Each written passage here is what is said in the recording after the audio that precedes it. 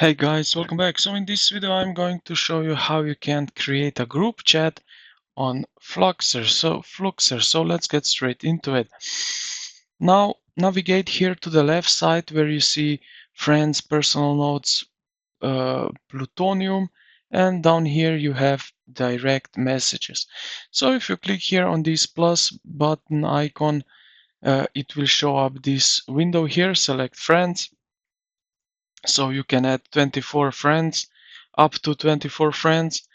Now I would suggest you that you create a group first here with this button, and then now add friends to a group, and now you can start searching for friend, the name of your friends, or you can also uh, generate invite link, which is valid for 24 hours.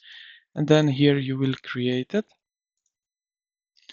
and then share with your friends. Now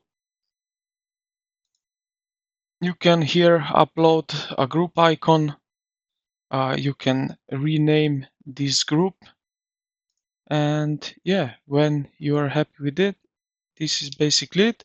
You have added your friends in it, and now you have your own friends group. So I hope this video helped you out. If it did, consider to like the video and subscribe to the channel. Thank you for watching, and I will see you in the next one.